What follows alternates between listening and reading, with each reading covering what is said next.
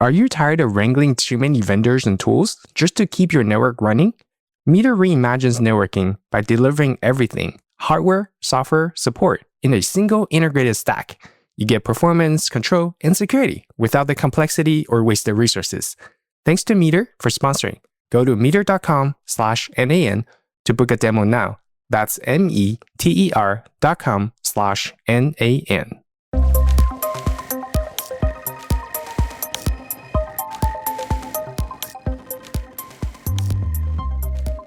Hello and welcome to the Network Automation Nerds podcast, where we explore the latest network automation from a practitioner's perspective. I'm your host, Eric Chou, a network engineer who loves everything about network automation. Today, I'm joined once again by Danny Wei, a.k.a. Devnet Dan, to unpack everything you missed and need to know from AutoCon 4.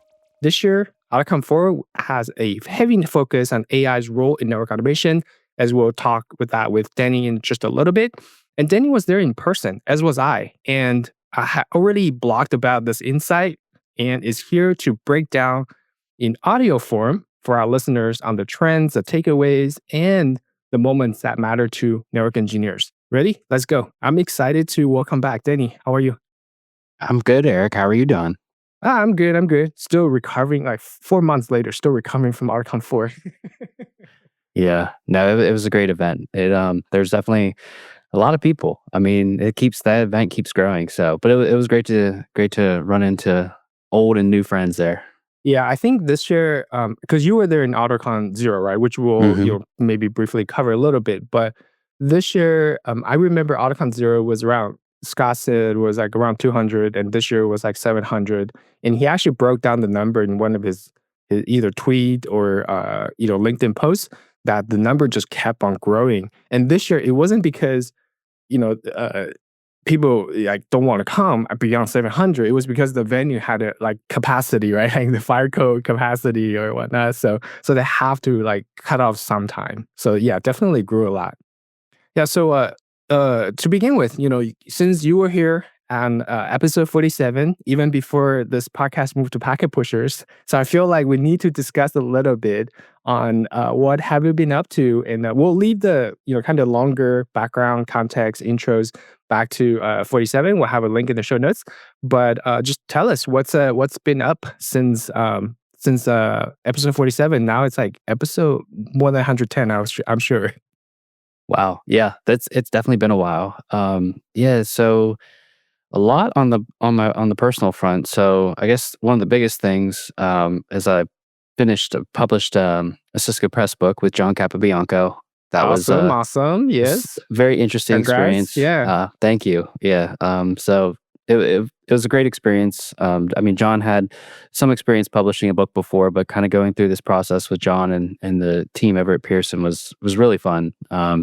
So that was definitely a big deal. And then also welcome my son into the world. So that was that was very, very cool. And so now I'm deep into family time and really just taking in all the experiences that kids get to offer. So that's kind of what I've been up to. How does that compare having a kid, right? So sometimes people would compare that, hey, this is my second kid, right? Like the book. So it's kind of interesting that you have it kind of in the same time frame. So how does that compare between, would you draw an analogy there or would you not? No, there's definitely nothing that can compare to kids. I will tell you that the timeline though was very interesting. So I, obviously kind of knew the due date was with my son, and my goal obviously was I had to wrap up the book. Writing, editing, everything in between had to be wrapped up by the due date, and it actually was everything was wrapped up. And it actually the book released kind of later in the month after he was born. So yeah, it was timing wise, it was great, but obviously I was very busy those first few months. For those that have kids, they understand. So, but yeah, it was an amazing experience. I mean, like I said, professionally, the book was a great experience, and obviously, there's nothing that can compare to kids. So. Yeah, I hear you. This mofo right here didn't learn the first time, so I have 2 kids. So I could definitely identify with that. And I think for people who may or may not know, right? Like publishing a book is only the first step, and the publisher actually wants you to go promote the book. You're pretty much on your own to actually, push the sales. Even if you don't make any money, you still want people to benefit from it since you spent all this time on it. So yeah, after publication, you must have been just super crazy, like changing diaper, answering LinkedIn posts or something like that. Yeah, well, that was the interesting piece is I was excited, but at the same time, I didn't have the time to really do much of that promotion. I mean, I did what I could, but yeah, I mean, it was my full focus was on family and my son. So Yeah, for sure. And we'll go over that later. Is that you actually um have the books over there at signing for AutoCon 4. And so let's just get into AutoCon 4 and compare from previous uh, experiences, right? Because I think not only there were differences just between the different timing, the cities, the location, but also because you all also wore different hats, right? Like between 0, you were attendee until 4 that you were a vendor and you were the booth. The face of the booth. So yeah, let's talk about that a little bit. Just like maybe just at the broad spectrum of your experience from 0 to 2 to 4. And I don't believe you went to any of the European ones, right? So let's talk about that too. yeah, so definitely and I mentioned this in my blog post as well. Zero, I was an attendee. I think everyone was just super pumped that there was a conference focused on network automation. Right. Two, AutoCon 2 in Denver, I was a speaker, and that was new for me. And then 4, now, my company, is fortunate enough for my company to sponsor, so I was helping with the booth. And so, yeah, that was a very, very interesting. Like I said, this is kind of my first time in the sponsorship role. But it was cool, just hearing all the different stories about how people are using automation, how people want to use automation. The big difference, I think, for me with AutoCon 4 versus years past is I remember AutoCon 0. I forget if it was a talk or if it was just a conversation I was having, but people are, asking about, you know, like using NetMiko and writing a Python script and executing a command with Python. And like that was like an aha moment for many really at that conference. It was just cool to geek out and talk about like little details like that. Whereas I think AutoCon 4 and the experience I had and conversations I had, people were trying to understand automation is like, how can I build a system? And a system with, multiple subsystems, whether that be like a source of truth, a workflow automation, an orchestration tool. And so it was less about the details and more about kind of the architecture. Obviously, the details still matter, but I think we got over that, if that makes sense. And I'm saying that as very broadly as I can. It's not, obviously, some are still in the infant stages of that, of, writing those one-off Python scripts, but more conversations were about, if I want to sell this to my company or my management, how can I get there? And so, honestly, that was one reason I promoted my company, Blue Ally, to get a booth, is because our focus, Blue Ally, just provides a small background, is an IT solution provider with a focus on consulting services. And so, I manage the network automation practice at Blue Ally, and that's consulting services is right up there. And I know, Network to Code as well, does consulting services and so forth. So, there's a big ask for people. A lot of people are looking for that guidance, and so, that was a major reason for sponsoring. And so I got to hear a lot of interesting stories. Yeah, definitely. It's almost like, as you mentioned, at 0, we're almost just giddy, right? Like, hey, we get to Hmm. have this cool thing, and let's all do this before they found out like we get to do this, right? So Joel was like, oh my god, 200 people and just getting into one room and just geek out. And then, if I remember correctly, at 2, Source of Truth, I think Chris and maybe some other people have all blogged about it, that source of truth was like a big theme at AutoCon 2. And documentation and observability, testing, PyTS, all that, right? Like the peripherals of just beyond that single script. How do we make it better? How do we make it more solid? And then at 4, as you mentioned, we're already at the abstraction level and say we assume there's an API. We assume JSON, YAML, those are structured data that we're getting. And we assume we have something that works, it's already proven of documentation, source of truth, and orchestration. And now we're at the system level. What kind of business benefit does it bring?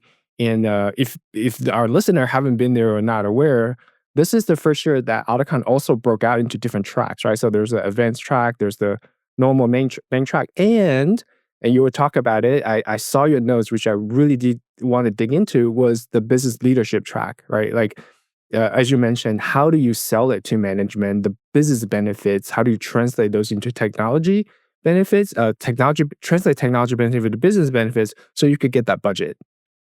Yeah, no, you're exactly spot on. And so, yeah, that I thought was, we always talk about like from the NAF perspective of like how are we maturing, how are we getting to increasing adoption of network automation. To me, the hallway track, I call it the hallway track, but basically the conversations I've overheard was we are maturing, right? It may not be from a technical, like, hey, we're going from this version to this version or this tool to this tool, but it's really about our mindset and where we need to go to really kind of sell this and get this implemented and increase that adoption from a business perspective. I thought that was a major theme, at least I overheard at AutoCon 4. Yeah, and one of the major benefits for waiting so long, and I try to play the high cards and go, yeah, we planned all this all along. But having this conversation long after, like months after it, was we could look back and having some of these results. And I want to say the bet actually paid off, right? So I know being on the AB board, Scott and Chris have a little bit of thing in the back of their mind and say, will people uh, like the fact that we're talking about numbers, we're talking about budgets in the opening keynote right away, right? Like that was a super important spot. And then they dedicated for a business leadership kind of a talk. And I think, having the survey results back by now, it really paid off and people really enjoy it. And I think that's the path moving forward that they will help the engineers in looking at some of the business aspect as well as increase the target audience to include the leadership. So we get them in the same room so that it's not like there's a wall that we need to throw our technical project over. And something interesting that you also mentioned in your blog, even in the subtitle, I believe that AI, right? So you want to talk a little bit about that? Yeah, yeah. I mean, why not talk about it? It's the best. It's the bestest. The best is it's out there. Yeah, Yeah. So I mean, obviously AI was big yeah, at AutoCon 4. I mean, it's big everywhere you turn, even outside of work. Um, but I thought the interesting piece of AI, without going deep into like any sort of hot takes with it or anything like that, is sure. there were some vendors there that they were integrating AI as more of their products and not just theory of like, hey, how could this work with our tool? And it wasn't like, I mean, there were obviously some co-pilots, as hey, can this analyze this data? Tell me about this, or how can I do this within this tool or platform? So, companies like Netbox Labs and Network Dakota has an Autobot GPT. Um, you know, those are great, but I think at this point that's kind of house money. Everyone kind of has a co-pilot. But something I found very interesting or surprising, I would say, is around iTential's product, which is Flow AI, Well, and being able to essentially build agents. And they just recently in the new year got a great hire with John yep. joining Your their team. co-author. Yeah, my co-author. Yeah, and so I just saw he recently released a YouTube video about creating an agent in Flow AI and how easy it was. And I think being able to just have some of those building blocks already done for you and in a very easy way to consume, I think it just helps increase confidence with AI. I don't think it's the end all be all in any way, but I think just like with automation, as we've talked about ad nauseum at AutoCon and overall in the NAF community, is confidence is one of those pillars that has to be there for automation Right. to work and be adopted. And I think the same happens with artificial intelligence. And so, you know, a tool like Flow AI, I mean, I think that I can help increase that confidence. Yeah, so I think that confidence breeds trust, and trust is the most important thing. If you can't trust something, if I even go back into earlier when we talk about automation, that if you can't trust the code to do the right thing, And the reason we moved to automation was because we can't trust human. And well, it's hard to trust human being consistent or, trust screen scraping. So we want structured data. So same thing that overlay to AI is that we need to have that trust. And if I just like to my own horn a little bit, it's like, yeah, my lightning talk was on, building that trust. And how do we build that trust is to have a good eval system on whatever it is that you're doing. I want it to be evaluated either by an expert and then, repeatedly. I want to know all the residues that people have. And so all that stuff. So I think trust is really important, and if not the most important thing. And then what breeds that is the reliability, like you talked about. Yeah. So for the network engineer listening, right? Like, what is the one thing from AutoCon 4 that they should really know and start thinking about AI? As you mentioned, this reliability thing. But what is that thing that they could start thinking about if this is somewhat new to them? Yeah. So I don't want to say I avoid the hype, but I try to, I read it, I put it to the side, and I stay grounded in kind of fundamentals. And ultimately, and this is a problem within the automation space, but I think this is something that is assumed to be correct in the AI space, but really getting your data straight, right? Mm, Being able to um, have proper data management, data governance.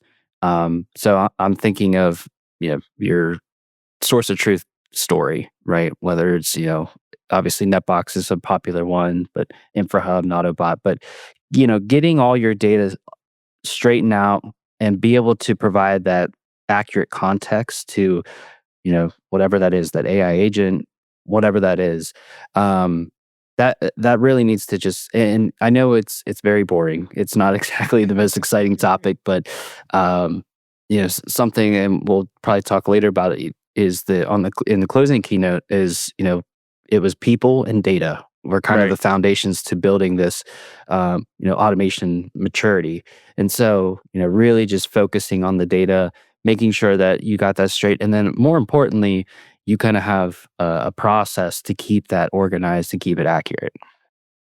Yeah, definitely. And something that I heard recently from a Django fellow, and like Django fellow is like official position, right, within the Django Foundation, that brings an aha moment on the importance of data, and along with AI was the fact that he was saying when he used AI agentic mode to generate code to do quote unquote vibe coding, that the code for Django is so much better, or in his opinion, better than some of the other frameworks, which we won't name. But because Django has always been documented openly, have this discussion for a long history. So when AI models train, they train on these public data, and therefore they get better on just the code smell of Django, or just the semantics, or like the vision of Django. So I think that actually makes sense to me, but you don't hear about it until somebody else pointed out to you and go, oh yeah, that totally makes sense, right? Because something that's anti-fragile over time is this framework. And obviously the more data, the more solid data that it has, the better that it will become. So that echoes back into what you were talking about, getting your data straight, garbage in, garbage out. Yeah. So I mean, out of all the sessions, right? You did mention you didn't get to listen to a lot of them because you were with duties. So, but what are some of the sessions or speakers or hallway conversation that shifted your perspective, if that, regarding network automation or even AI? Yeah. So I think, yeah, like you mentioned, a lot of my experience was around conversations I had either at the booth or Yeah, just around kind of the vendor hallway, call it. Um, I think what was interesting was how people are. Automation, obviously, I think there's a there's an interesting adoption curve now with automation where in the beginning, like we reminisce about AutoCon Zero, but there were, if you were using automation in production, it was like, oh my gosh, who's that guy? Like yeah, it was yeah, very like, wow. yeah. But now I'm hearing more of not just like, oh, we're looking into doing automation. It's like, well, we have this set up and this set up. And like, so like automation is happening. And I would say it was happening before, but now it's like, it's almost a surprise if they're not doing some sort of automation. And when I say automation, it could be range from, hey, we have these systems talking to one another, or event-driven automation, down to, hey, we have this cron job that does this, runs this bash script, and, call it automation, call it what scripting, I don't care, right? But at the end of the day, we're looking at it from, a non-manual process. But what allowed me to gain a little more perspective, specifically on the AI front, is around, um, like I said, it goes back to the vendors and the products. It's the buy versus build conversation, and I think right now a lot. We're seeing a lot of build, because I think you're able to, honestly. There's just enablement by, like Claude Code or Gemini or Chat GPT, or you're able to build stuff that you couldn't before. Yep. But that, at the end of the day, they aren't production ready systems, right? These are just pet projects, things we could show out, put out there, LinkedIn, on Twitter, whatever. And I'm not downplaying that. I think that's one of the coolest parts of AI, is we're able to actually brainstorm, kind of ideate, and then also just show that initial MVP within a day, right? Versus like, here, let me write out this business plan, figure this out, and within 30 days I'll have something. Like within hours, you could have something like, hey, I have this cool web dashboard idea. Mm-hmm. Go out and do it. It's not saying you know how to do it, but being able to build it. So what I'm getting to, though, is there's a difference between building for your project, your little pet project, and then building for your company, or building for a company if you're in a vendor. So I think the buy conversation is, and probably will continue happening more than build. And that's mostly just from, we don't know what we don't know. And so Yeah. these companies that are building, like I talked about Flow AI, but even the co-pilots, like being able to just have that included within the product, is, I think is going to be an increased occurrence, and more people are going to look for that buy versus build around AI. Just like with automation, everyone wanted to build it first, then they realized how tough it is, and then how the maintenance side of it. And Right. specifically, I shouldn't say, when I say tough, I mean like, hey, when you build it, oh yeah, by the way, there's a support end to that, and Yeah. that support never ends until that automation dies. Right. Um, and there was just no one really knew. Like no one knew what that end state looked like. And right now AI is kind of in that space where it's really cool.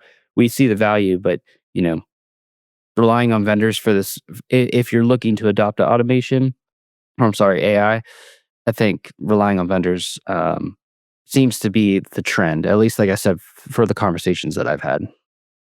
Yeah, I think it's really about your appetite, but I like the fact you talked about, the technical depth, and on the different fronts. So if you're buy, then obviously you're standing on the shoulders of the technical depth of these vendors that already invested in AI.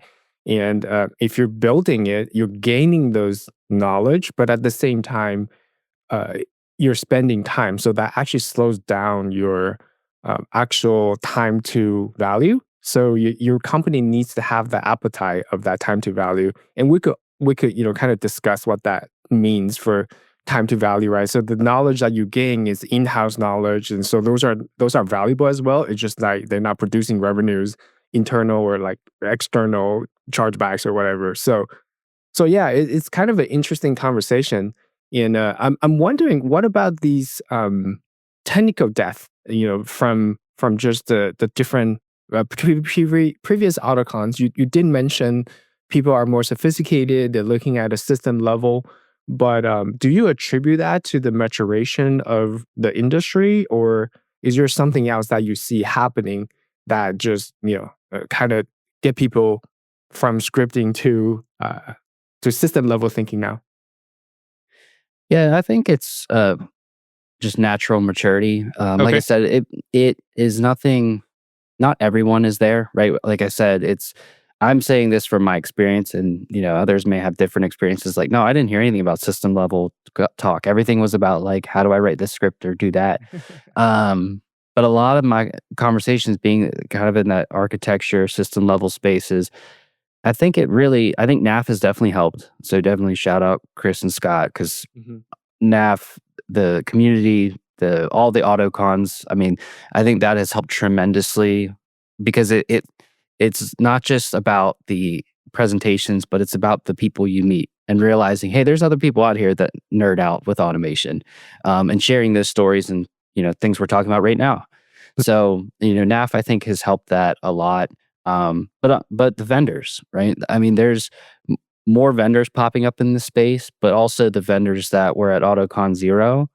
I mean, think of I can't. I'd have to go back through, but like the vendors and sponsors that were there, what they were doing, what they were focused on there versus what they're focused on now. And I can't, like I said, I can't draw exact examples, but I would challenge you to take a look at the sponsor list and go to their website and look at the blogs they were posting back a couple years ago versus what they're doing now. And so you see what that maturity looks like. And so, if you're bought in a few years ago with these vendors, you're starting to see like that's part of your automation story, right? So yeah, I think it is natural. I think NAF has definitely helped increase that maturity. I'm not saying it's done magic in any way, but it's definitely helped put us on the map, and us as in automation nerds. Yeah, totally. I would second that and third that. And I think, just and kudos to Scott and Chris for being receptive of different ideas, right? So they could have just sit on the previous success and say, we're just going to continue to do it until, somebody else tells us otherwise. But they've incorporated, workshops, and I would definitely encourage people to join the NAF Slack channel. They now offer office hours or just coffee hours or social gatherings for both EMEA time zone, for US time zone, as well as APAC time zone. And so that fostered those discussions, as well as taking advices from other people. That's how the leadership came into place, right? And now, they take in a lot of feedback on workshops, so they may do something different for the workshop to make sure it's consistent, the quality, and so on and so forth. So I think, if nothing else, our listeners should be aware that it's a continued evolving process, and it's a community that kind of attribute to these improvements, and it's only as strong as all of us being participate in it. So, I look forward to give my contributions back, or I often draw parallels between NAF and look at a more mature conference like PyCon, right? So PyCon actually have these incubation tracks where people could just feel free to rent out rooms during the conference and have ad hoc meetings, or have these really wild ideas, right? Like, so those are like musicians within the Python community, and now they have a band, and or like artsy in Python, right? Like, how do you use Python to make art? So I look forward for these like kind of edgy ideas and putting into the suggestion in the Slack, and just to see if other people are interested. So maybe one of these days we'll have like a NAF band or something. You wouldn't be me, but you'll be like a NAF rock band, and have I don't know, artists who does network engineering as well. Yeah, that sounds good. Yeah. So is there any kind of automation story, AI or not, from the conference that kind of stuck with you? We mentioned Greg Freeman, right? So maybe this is a great place to just revisit that. Tell us a little bit about that talk and why did it stuck out with you? Hello, let's talk about something every network engineer and IT leader knows too well: battling complexity, tight resources, and a mismatch of tools from different vendors. When your team is already stretched thin, every new network hiccup can turn into a time-consuming chase across dashboards and support channels. Instead, imagine having all your wired, wireless, and cellular networking taken care of. Performance, visibility, security, without all that fragmentation. That's what Meter delivers. They handle everything, end-to-end, from hardware design and software, deployments, to ongoing support. One simple, powerful solution instead of juggling a dozen tools. Meter gives you deep control and visibility, but without the complexity, freeing your team up to focus on what matters, and making you that much more effective as a leader and problem solver. Thanks for Meter for sponsoring. Go to meter.com/NAN to book a demo now. That's meter.com/NAN to book a demo. Now, back to the show. Yeah, so I was able to kind of catch up now that all the talks are on the NAF YouTube channel. Which, if you're not familiar, definitely recommend taking a look. They're all up there now. So I checked out Greg's closing keynote, and I was very I agreed with a lot of things he said, which I really liked around Lumen's automation story. And so, in one of his kind of first slides, he starts talking about the difference between like an automation task and workflow automation. I think at this point, we most automation nerds understand that the difference, but he made a really good example with like the Model T and going down the assembly line and putting in the transmission and putting on the tires, each of those being an individual task, but creating the Model T and building it is the entire workflow. Um, so, obviously, like I said, that's a very basic example, but it was a good example to kind of get your mind right of where his talk was going. And the other thing I wanted to mention about his talk was around um, I forget the slide title, but it was basically like the process they took to start adopting automation. And at the very base was starting with the people. So upskilling the people and getting basically changing. I don't want to say changing the culture because those could be two different things, but really enabling the people to understand how to work with automation, develop automation. And then immediately after the people, it was getting our data right and managing data.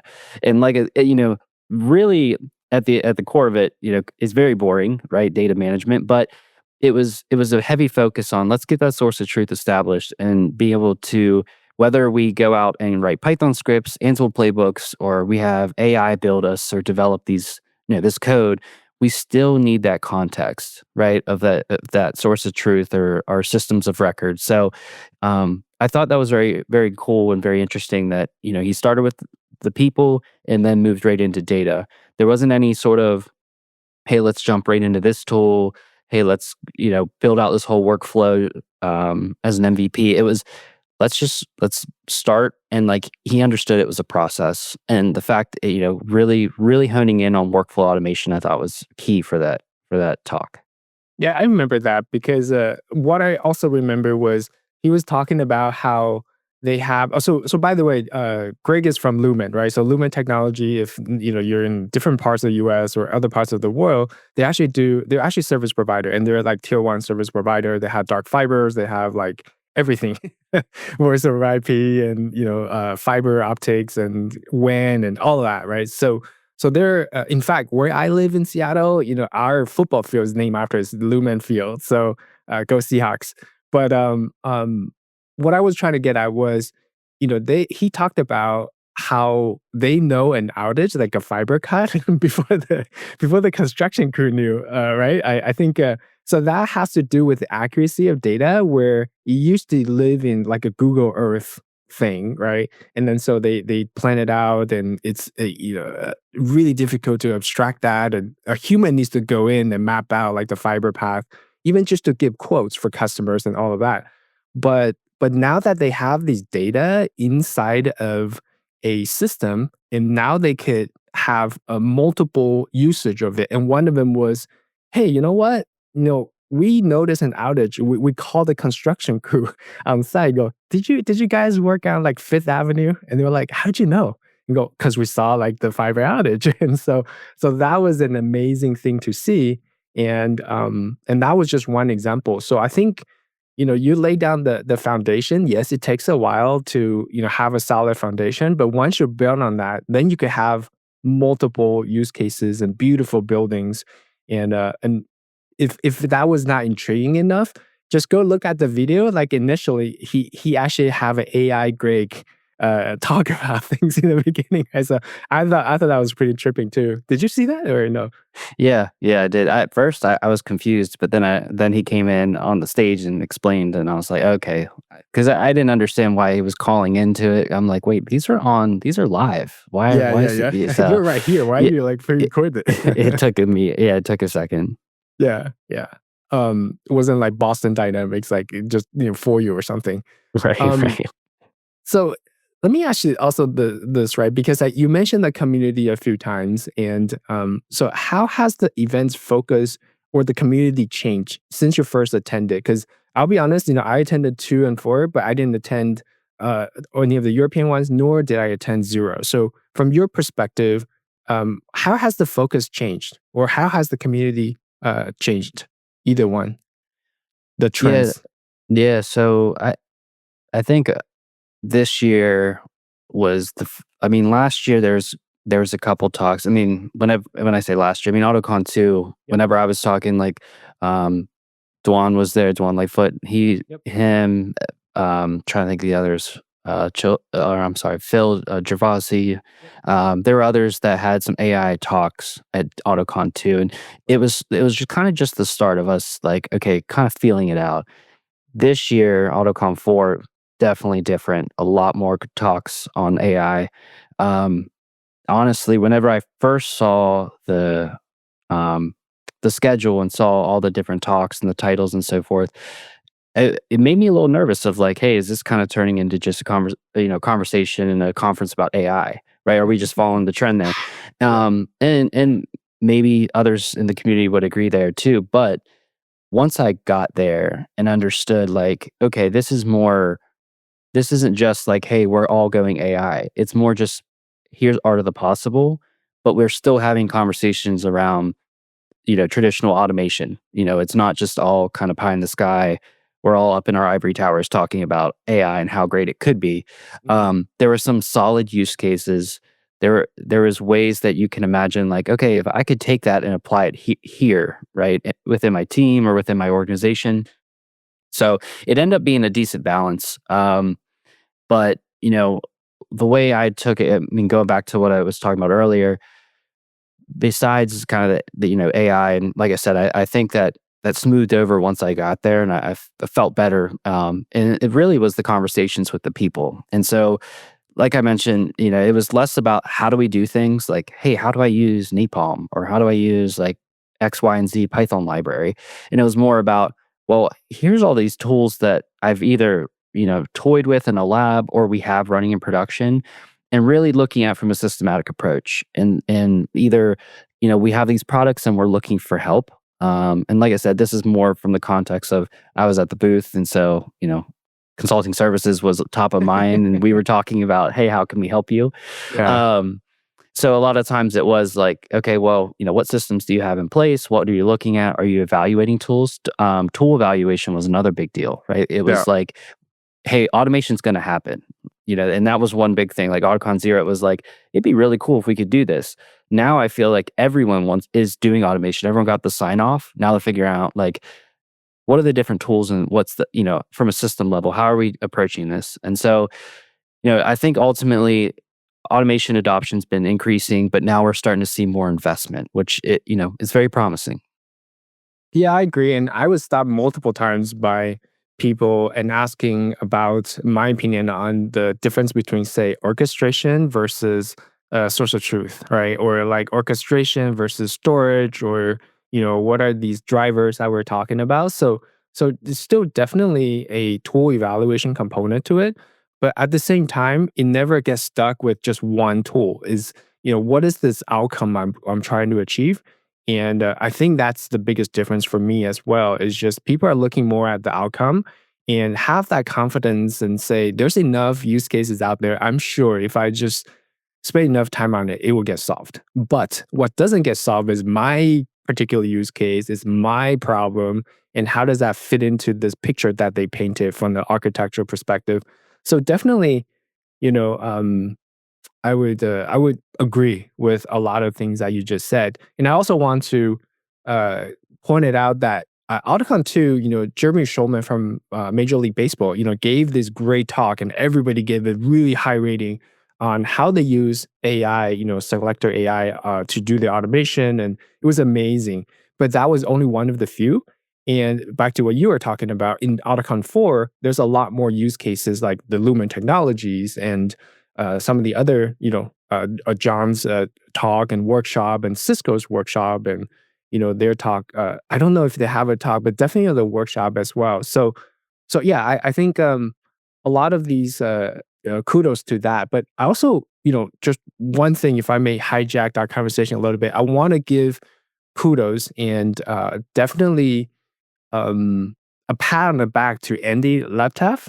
And so I don't know if you caught his, because like you said, you were at booth, right? But he gave a really heartwarming, emotional, touching talk on the quote unquote, the title is called Confessions of a CLI Lifer Who Learned to Love Automation. But it actually is his personal journey on, talking about being laid off, the emotional toll in the destruction that it plays on his psychic, and then finally coming out of that dark place and facing. So it's in the context of automation, but it's really his personal journey. So that was another talk that people really gravitate toward. I heard a lot of positive feedback on that. So if you could only watch two videos, the recommendation for Danny is Greg Freeman, Greg's talk. A recommendation from Eric is Andy's talk. So two sides of the spectrum. Yeah, no, and Andy's story, I got to catch up with him briefly, just like in passing. But I've been part of the art of network engineering community since basically they started. And so I've over time, through podcasts, through being in the Discord, has seen Andy's kind of evolution with automation and increased adoption, I'll say. So yeah. Definitely, I'll definitely check that presentation out. Yeah, definitely. I just how authentic he is, right? Like, oh man, like I can't tell you, myself included, I always want to show my best side, right? And but just being vulnerable and being willing to be vulnerable on the center stage, kudos to him, right? Like I saw him coming out of stage, and I want to go hug him, but I like get in line. So so let's get back to maybe just the industry in general, right? So maybe for people, they could watch the video, but it's not like they're in person. So for those people who could not attend, what would be your practical advice for staying up to speed with the latest in automation or AI for that matter? Yes. So, I mean, this has definitely changed over the years. So, like when I initially kind of got into even like the Devnet Dan blog and really kind of trying to meet others in the community, and it was a mix of following blogs and Twitter and podcasts. I mean, Right. Packet Pushers is definitely the goat for network automation, everything networking. They have so many different channels now, or whatever. 14, baby. 14. Yeah, I mean that's impressive. So, and a long time listener.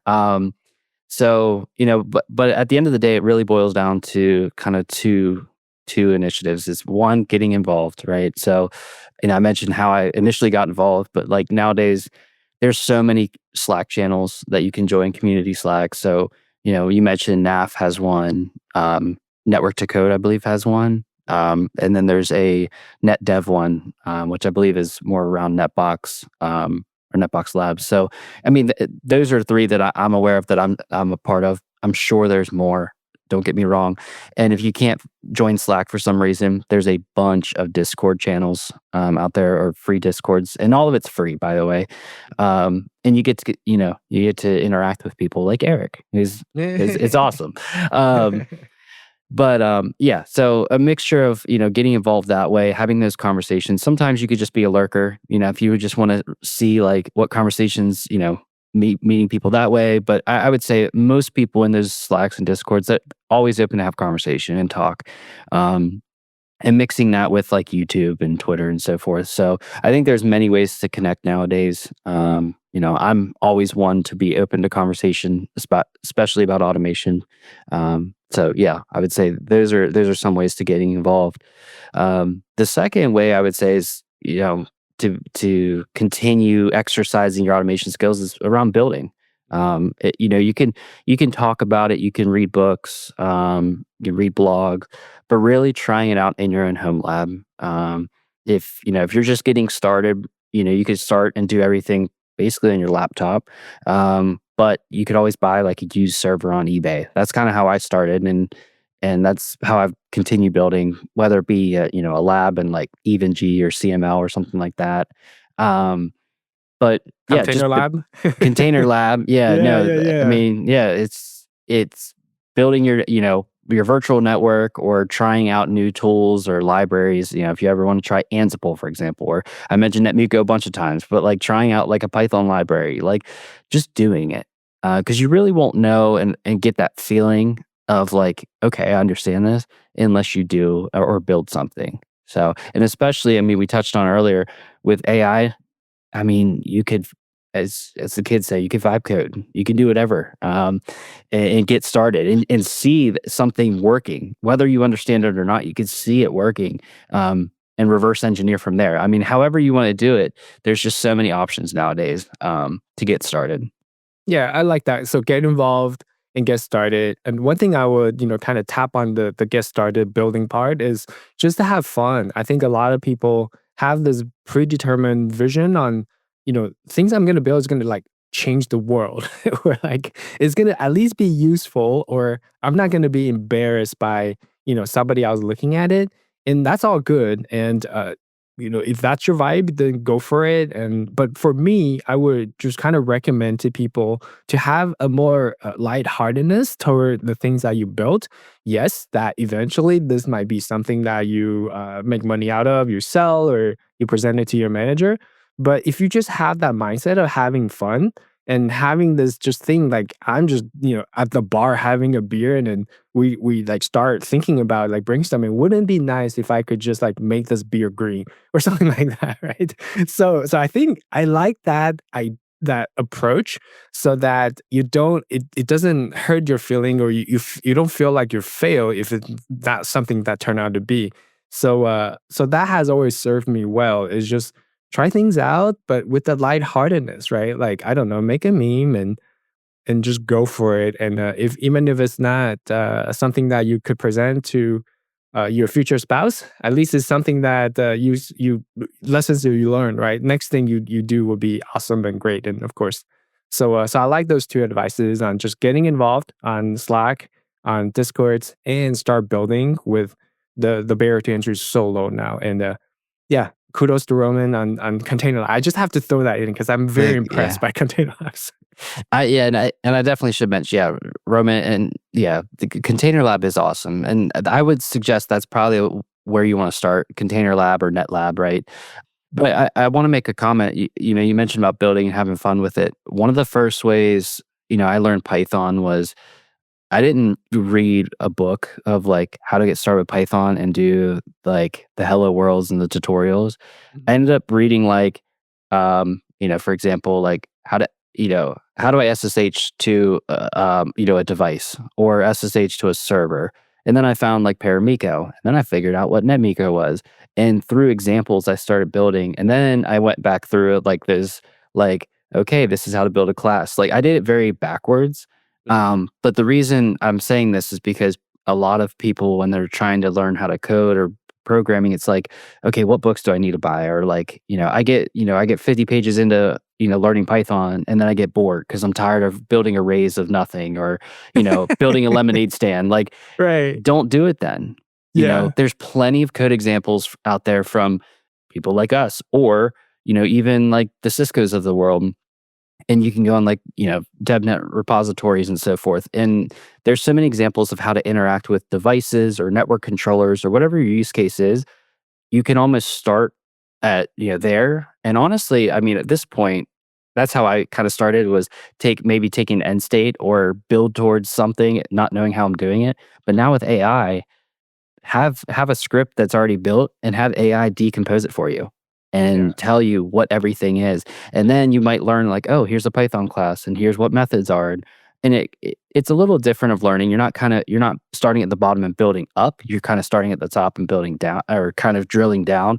So it's a little backwards. But like I said, it allowed me to continue to stay engaged, which I think is very crucial as you're learning. So I just want to throw that out there, is along with having fun, definitely, build something that you like, that's interesting to you.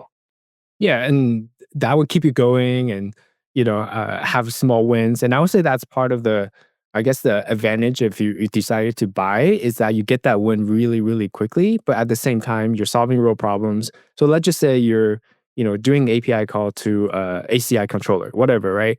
then yeah, you could get over that because you're standing all these things that others have built, like you have done. Is just that you get to that end state really, really quickly, and then you could go back and say, oh, okay, I wonder if I were to do this with Namigo, with Paramigo, Scrapply, how do I do this, right? And then once you have that, you already have that motivation. Then it's easier for you to go back and the one funny story that came up to my mind was, nowadays when I try to learn something new, I actually look at AI as a senior companion, like a really good person to who's willing to help me. And a fun story that I would give you as an example is my daughter is really into video editing, and she's very good at Final Cut Pro. But for me, I'm not so good at it, and every time I kind of drag my feet on learning it. And one time I really do need to learn it. And then I like maybe over Christmas break or something. And instead of going to her, because she's busy and doing all these other stuff and, dancing and lessons and stuff like that. So I was just like, okay, maybe I just like learn through Claude, right? So I start chatting with Claude and I actually got really far and further than I would have with my daughter because she gets impatient with me and I'm the dad, so she's like, "Oh no, I don't want to do this," right? So yeah, totally. I would combine the two on building things, learning things, and just having this having fun mindset, and that really helped me in learning Final Cut Pro. And I feel like, yeah, I could do this. Yeah. So going back to our main conversation about AutoCon 4. So any kind of favorite moments, fun surprises, or big aha takeaways from the conference as we kind of get into the tail end of our conversation? Yeah, so you mentioned in the very beginning around the different tracks, and Yeah. so I thought that was a very good idea, Hmm. having multiple tracks, and specifically the leadership track. So Yvonne Sharp had an amazing talk. Like I said, I checked out on YouTube. Add that to your queue. Eric said earlier, here's your two recommendations. Add Yvonne's. You have to check it out, regardless of how senior you are, how junior you are, you have to check it out. And it's particularly around people and leadership, and around, technical projects. So, yeah, she did a phenomenal talk. And I really liked her initial example was around like the London Stock Exchange. And there was a stat she pulled up. I don't think it was related to the project, but just in totality of technical projects and how they fail. um, she said 10% of the reason why projects fails is due to technical reasons, meaning the other 90% is a people problem, right? Or right?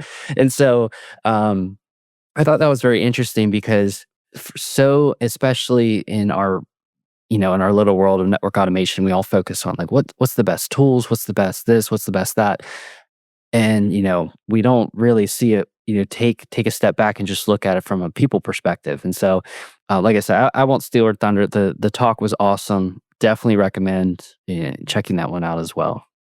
Yeah, I would agree. And did you know Yvonne and William Collins are now part of Packet Pushers family? So like, yeah, I got to give kudos to the Cloud Gambit. So they've been on since June of 25. So it's a good 6 months. And yeah, check out her talk on AutoCon 4 because she's awesome. I did get to meet her in person for the first time. She was waiting for Uber, so this weirdo came up to her and introduced himself. So it was awesome. Obviously I've seen her on like our Packet Pushers host huddles, but meeting her in person was really cool. Talked about like the house she built and yeah, so it was awesome. And I did not catch that talk, but we'll definitely include those in the show notes. Andy's talk, Yvonne's talk, as well as the links to Cloud Gambit, so that you could subscribe to her podcast and listen to her either every other Wednesday. Yeah. So just before we wrap up, right? So what is I guess what is the your opinion? What is your take on the biggest overhyped or underappreciated trend at AutoCon 4, if any? um I mean, we can always talk about the overhype of AI. Sure. The hype Right. cycle, the Gardner hype Yeah, cycle. right. And but I don't want to really go down that path because it's, I think there are certain things about AI that's obviously overhyped.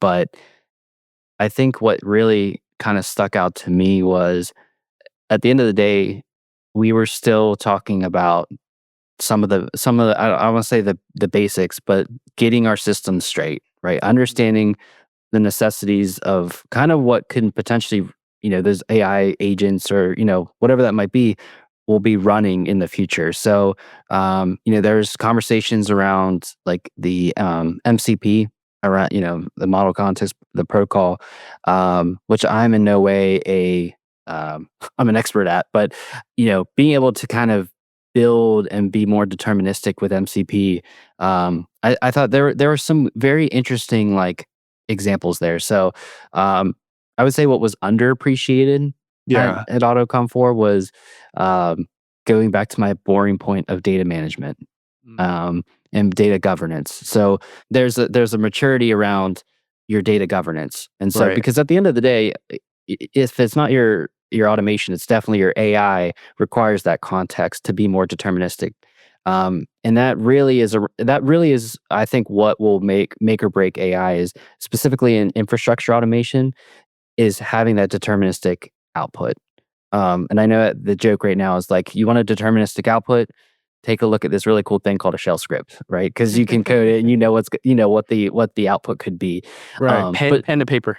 exactly, exactly. But being kind of more on the optimistic side, having to really be, driving that determinism from AI and being deterministic, I think is really what can render the success.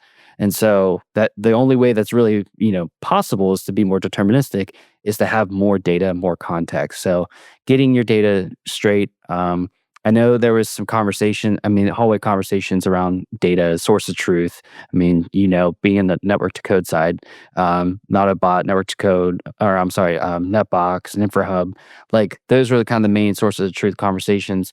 And I think that should be a growing trend. The other thing, and this was talked about a lot, and there was actually a workshop, is around network testing. And Mm. so, nuts was mentioned. Yep. So that being an extension of PyTest and being able to do that testing and validation, that's obviously near and dear to my heart. Yep. Especially coming from the Cisco PyTS book. So yeah, testing validation. Once again, it just boils down to the foundations for me. I don't think they were. I don't want to say underappreciated, but potentially underrepresented. So they're boring, but hey, if you get your data right and you can build out your test cases, you got a very interesting foundation, solid foundation for automation and potentially AI in the future. Excellent. Yeah, I couldn't say it better myself. So everything you said, 100%. And one thing I'll add is, as an underappreciated trend that I see is just this mindset shift, as you mentioned at the top of the hour, was that people are starting to look at people, right? Like as you mentioned, Ivan said that, but also Greg's talk, you said it yourself. You started at people, then the tools, then data, then the tools and systems, right? So I think this underappreciated data, absolutely, and also this mindset shift on just gearing toward results versus just still kind of stuck on which tool to use or which what is this semantic schema like YAML versus JSON. That's just silly. Right. Yeah. Exactly. So yeah, as we wrap up this conversation, it's really great to have you back, and in the future, if you're willing, AutoCon 6, 7, 10, we'll still have you back. And in the meantime, where can people follow you, find your work, or maybe ask questions? Yeah. So my blog site, which definitely needs some more care and feeding, devnetdan.com. Devnet Dan pretty much across all socials. But I would say LinkedIn nowadays. You can find me. Just look up my name. I'm sure you'll find me. But I yeah, have it in the show notes. No worries. They just have okay, to click on perfect. the link. But yeah, LinkedIn, Twitter, kind of the ways to get in conversation with me. And like I said, I'm part of all the Slack channels we talked about earlier. Feel free to message me on there. I try to check those as often as I can. So yeah, those are the best ways to find me. Yes, I think that's the trend I'm hearing a lot now. Just LinkedIn, right? People are so much Yeah. nicer there. People are not as polarized, and if you are I don't know, getting political a little bit. You get knocked down pretty fast, I guess. It's at least in my circle. So yeah, definitely check out Dan's blog. Even if the background color is not of your liking, it's still solid content, right? Like, and check connect with Dan on LinkedIn, and follow him on various Slack channels, and definitely useful when he's not spending time with family. Maybe he'll have some time for the rest of us.